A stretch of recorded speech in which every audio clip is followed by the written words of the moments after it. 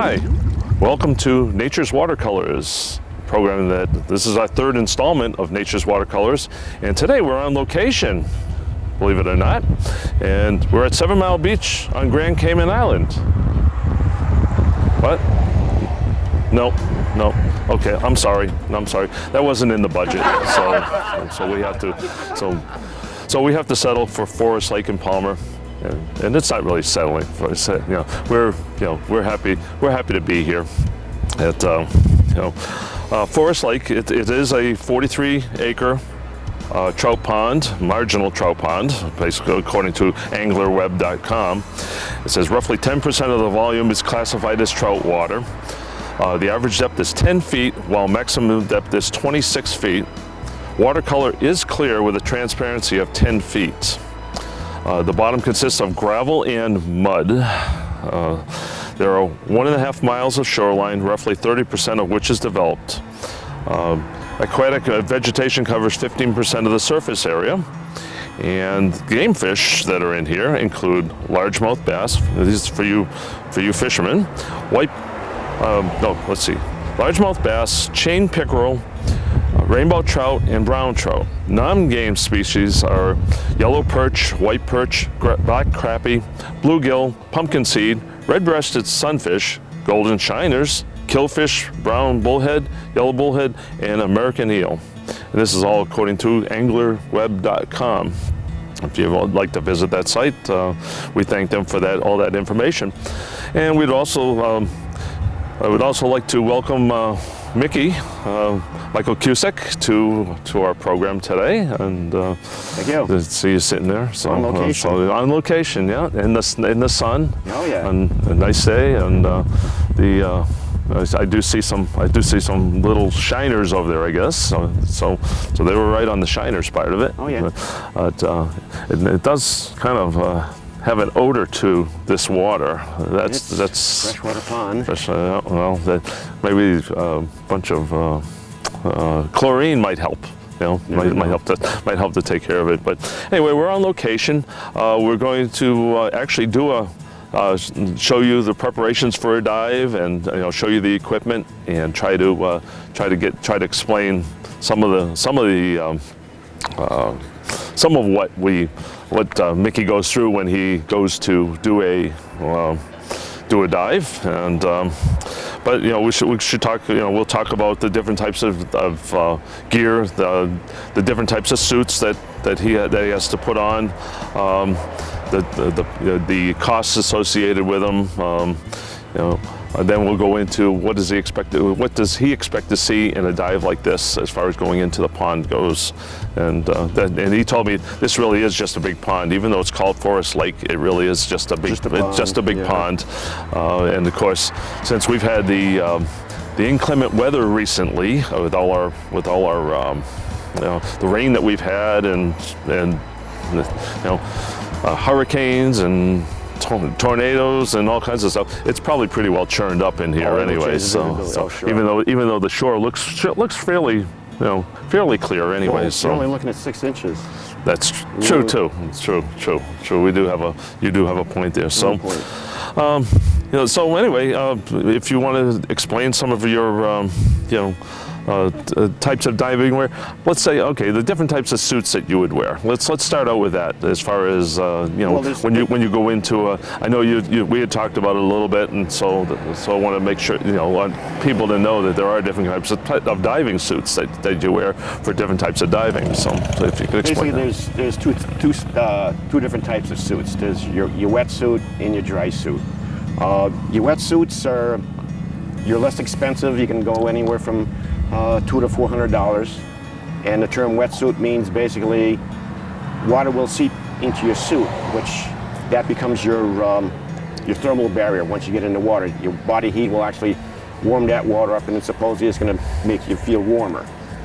Whereas I prefer what they call a dry suit, where you can actually go in the water with your street clothes on and come out of the water with your street clothes on. But those dry suits are considered specialty items. You can spend anywhere from $1,000 up to $2,000. Oh. But they'll last longer than the wetsuits, as far as compression of it, but you still have to be careful because you rip the shell. There goes your wet. There goes your dry suit. Now you're catching water. It's not dry anymore. It's not dry so anymore. You don't have that luxury of being dry. So that was the whole main idea. Basically, when the dry suit, just your hands and your head is going to get wet. The rest of your body stays dry. wow. It's so, like I mean, a self-contained unit. well, yeah. I mean, it's better, especially when you go diving in some of these areas. Well, up here you in know. the Northeast, I prefer the dry suit because I can put different layers of insulated underwear on. And I've been out during Memorial Day weekend in a wetsuit and actually froze. The water was down to 31 degrees and we were out of Gloucester. That's cold. Yeah, I mean, yeah. How do you get any thermal protection from You don't. from You that? have to almost be constantly moving your arms, your legs. If you just stand still for just a few seconds, it's like walking into a walk-in freezer where the Okay. cold just saturates you. There's no way to warm up. Permeates through you Oh, or it's just- whatever. So You can feel it. It's almost like standing inside a refrigerator and you can feel the cold just coming through. wow. Okay. With the dry suit, you have that much more layer, and you also have an attachment that you can insert either air or another type of gas inside the suit to puff it up a little bit to get it away from your body, which makes it that much warmer. So a dry suit, then you must have a lot more room in a dry suit than you do in a wetsuit. Then. Oh, yes. Yeah, I Yes. mean, it's With got to a be dry suit- like a baggy. It's got to be like a Yes. baggy, like having baggy pants on Right. or whatever, because that Dry would be suit the only way. will- That, the wetsuit will conform to your Wet- body, whereas the dry suit is a little baggy. okay. Okay. Well, that's But you need a the good. room for the insulation. Right. So, and you better be insulated if you're going in waters, especially at Memorial Day around yeah. here anyway, and Massachusetts or anywhere up north. I'm sure. That's why in those times usually you're in the Caribbean or something. That's Oh, yeah, where it's warmer which water. we wish we were there today too, but well, the budget just didn't call for it. So anyway, so here we are. And so what else? What other types of diving equipment do you actually, I mean, I see some fins here. They look a whole lot bigger than the ones that I would use in my swimming pool. You can actually, well, I mean, they as don't. propulsion as you're going through the water, you can actually go faster with these fins than the shorter fins. Okay. No. And these are more lightweight, whereas two of them together weigh as much as one. So like basically the you ones don't that I would have at my swimming pool or Yeah. whatever, I Exactly. mean, that's what I was going at. I'm like, wow, I'm like short, big swimming pools. big swimming pool. Well, swimming pools. this is how you kept up with that whale that you The whale shark? the whale shark or Yeah, these are some of the fins, yes. with that. So, okay, so you remember that from a previous show that we did about the whale shark. Yeah. And if not, you'll have to watch the program again. But that was kind of neat, and a lot of people. In fact, we've had some comments about that. So as far as swimming with that whale shark, haven't you had some comments from some people about People that? ask me how big is it, and you tell them it's about the size of a tractor trailer, and they look at you like, "What are you crazy swimming next to something that big?" Well, you have to understand. Yes, it's a shark, but it's also a whale. It doesn't eat meat; it's plankton eater, just like a whale. But it's the size of a 60-foot shark. Why don't you just explain? I mean, we'll go over this later on as he's putting it on to go for the dive. But why don't you just explain some of the equipment that you have here? Just a brief overview of what what you use for. Well, you have your regulator, which you breathe off of. You have your what they call a BCD, buoyancy compensating device, which actually looks like a bulletproof vest, but it fills up with air, and you can actually float underwater with it until you're ready to go down. Your tank attaches to it, your goodies, whatever you bring in, whether it's a lobster bag or wherever you plan on taking underwater with you, you can actually hook it onto your vest and go into the water with it. Okay. Now, is that refillable under to help help with your buoyancy when you want to come back up? Oh yes, there's an attachment in there where you can actually fill it up, release it, fill it up, Okay. It's that's, actually right on the hose. That's neat, you know. So Well, it's the only way you it's can like- actually get air into it. It's like a carnival ride or Basically. something. So and what else? Of course, we know that you have, you have the tank, of course. You know, the tank. The weights, and- weights you need to compensate for the insulation you're wearing, and for the amount of air that's in the tank. No, what do you mean by that? As far as compensating for the? Without the weight, you wouldn't be able to get down because you're too buoyant, and you just float like you were just snorkeling. No, I mean you said because of the insulation. Because does the insulation keep you buoyant? Is that why? It does. Okay. Just like your wetsuits that you use up here, without the weights to compensate for the buoyancy of the wetsuit or the dry suit, you would never get down. Okay. Well, of course, then you're going to have your mask. Of course, Your mask, you always and- have to have a mask. You know, so that's. It helps to see. It helps to see, right? and And the camera, the and camera. whatever goodies you plan on taking with you. So, well, that's it's pretty much what we can say about that. Like I say, some of the things which we will go over once we start will be he'll explain a lot more in detail as he's putting the equipment on, and that well, since we won't be talking too much later on when you go in the water, because we don't have that type of equipment and that to do that. How much, you said you've investigated the communications type of equipment that and we're talking about. Yes, just the receiver end of it, just the mask and the receiver, that runs basically about $1,200. Now, if you want to communicate with people, receiver and audio, it's going to run anywhere from $1,800 to $2,200 per one unit. And that means somebody else with you has to have the same thing. So by the time you go in and try to talk, you're looking at $4,000 to $5,000 just in communication, just to talk on the water. Just to talk on the water. So, well. Unless you're doing it, professionally for a living, that you're either search and rescue or you're repairing, that's a different story. But to do it sportfully, no, it's not worth it. So I guess we won't be buying any of that stuff if we can't even go to the Grand Cayman Islands. It's kind of tough. We can't even go to the Outer Banks of North Carolina. We don't have that money either, but that's not in our budget. Again, why don't we go over what would you expect? I don't think we did this. What do you expect to see in here, as far as when you go in there? What exactly would you expect to see? Oh, probably some sunfish, some bluegills, in a lot of murky water. Murky water. Murky water. So because of all the. I mean, it's just a way a just pond. dark. Just the way a pond is. That's all.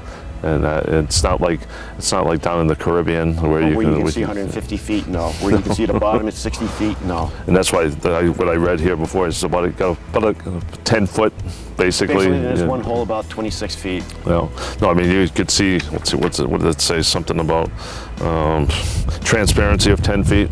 Well, Maybe not We're today. pushing. Yeah, we're Yeah. pushing that. So okay. All right. So I guess we've talked about that enough. So why don't we put the equipment on and Sure can. and go from there? Make a splash. Yeah, make a splash. There you go. So all right. Well, we'll get ready for that, and that we'll be right back with you.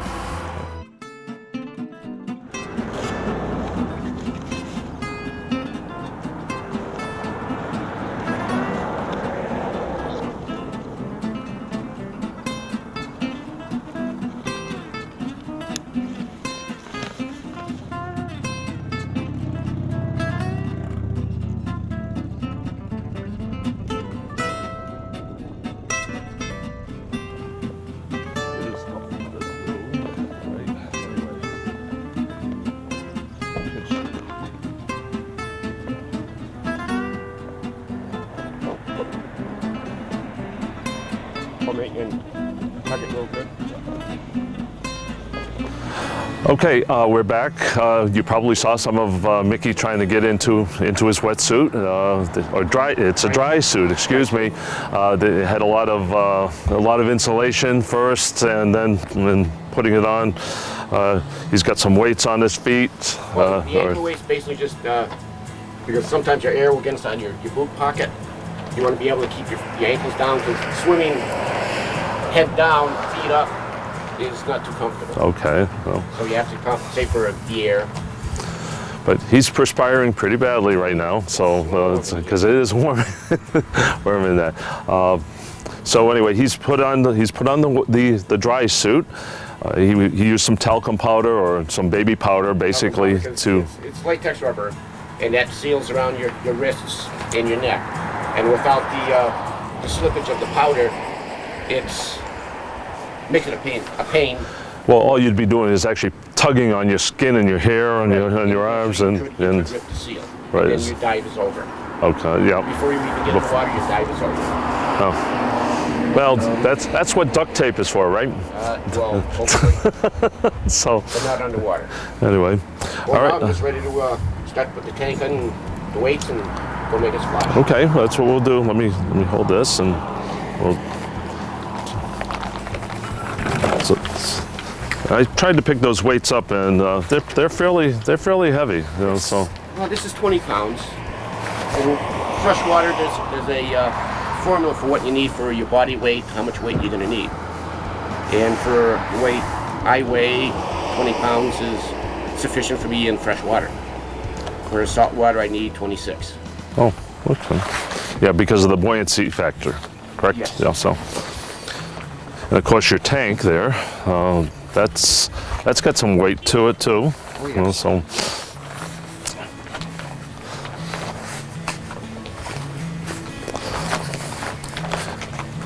And how much did you say that tank weighed, as far as that whole set, the whole setup there? It's weigh about 50 pounds, 45, 50 pounds. 45, 50 pounds. So But once you're in the water, you don't know what's there. right? You don't really feel it. You don't feel it.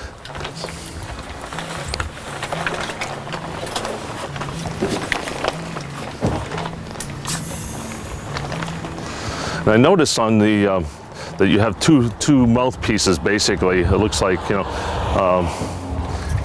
as far as for for mouthpieces. You have a primary and a secondary.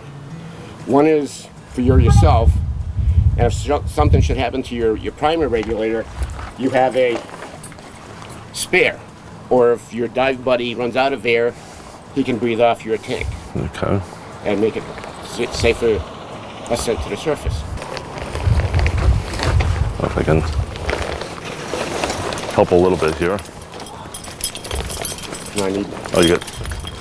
There's your car keys, huh? Is that a good place to keep your car keys? Is that what it is? no. So, there you go. Well, I need.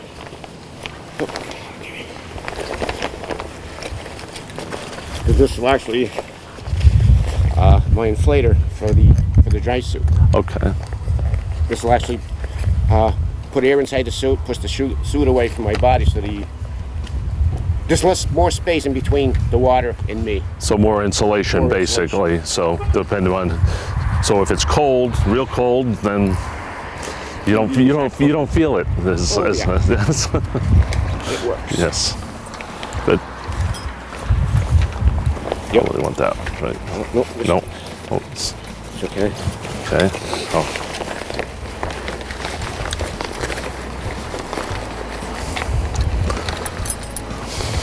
Well, so what are these things that look like keys, or I mean, they actually look like medallions on your? Well, on they're your, actually marine park passes from the different islands you've gone to, because they create a marine park.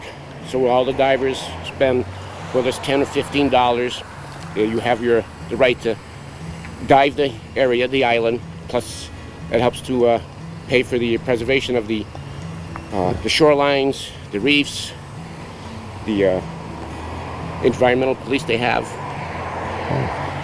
And it's good for a full year.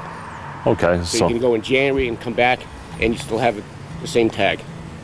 no, those just all tags that you've done this year. Yes, I don't know if you can say. Each one's different years. Each one's different years. Okay, okay. So you haven't done that much diving this year, then. So Oh, just in January. just in January. Okay. so okay. But it's All right. So, starting to get a little warm. okay. Well, then We're let's. just gonna What's next? Now it's just the get the rest of the gear and get into the water. Get into the water. Well, you better get there fast because you're turning that red lobster red. Well, plus it's the tight neck seal. So, okay. All right, go right ahead then and keep on. You know, don't pass out on us or anything else.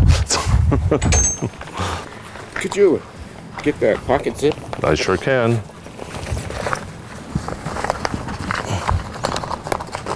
There we go. Got this one already? Yeah. That one's already, okay. Yeah. Well, it's just a matter of... Oh, you got the hat? Yeah. Well, it's a little extra insulation, keep the cold water off your head. Mm-hmm. Which is where they say that you actually lose most of your heat is through the head, so, you know. And you got your fins and... Fins, my mask. And gloves and my camera. And camera, so...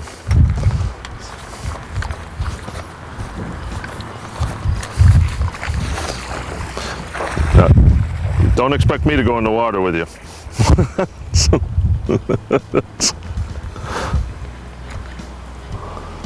Hopefully that camera is waterproof. Oh, yeah. Yeah, okay. Of course it is, I know that. You told us that in the first show.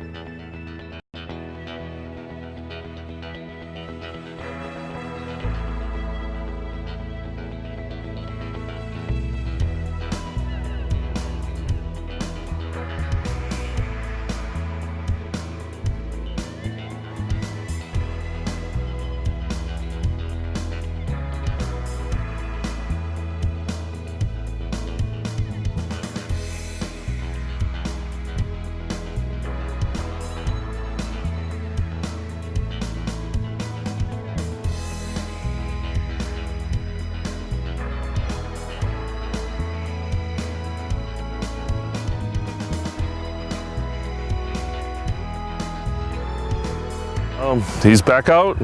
He brought up some seaweed with him. It fell off as he came in. But there's a lot of seaweed down there. Oh yeah. Yeah. But I had this much visibility. Really. Couldn't see until you came right down on top of it, and then you were right inside. Fish life? No, I didn't see much. Really? No, probably not much down there. I mean, well, it's down there, but it's probably further out. But yeah, I see some of the seaweed here that's floating around that you probably brought up with you. So, well, but just very, very little visibility and that in here. So, oh well, that's. But it was wet. Yeah, and you look like you're cooler now. So somewhat. You know, but. I guess that'll do it for us. We're here at Forest Lake in Palmer, Massachusetts, and Mickey just did a dive, and you'll be seeing this soon. That's for sure. But when we will be back with another program after this, even. So it's already in the planning stages, and so. Well, don't expect much to see from the film. Okay. When the two strobes went off, you could see that the Americans to the water just sucked the light right in. So what's going to come out is going to look like the bottom of a pond. So we can actually see more out here than you can actually out there. So yep. And I know we were just showing a picture of the weed. Yeah. So that's what you see, folks, in here, and that. But it is a nice swimming place, and you know that's.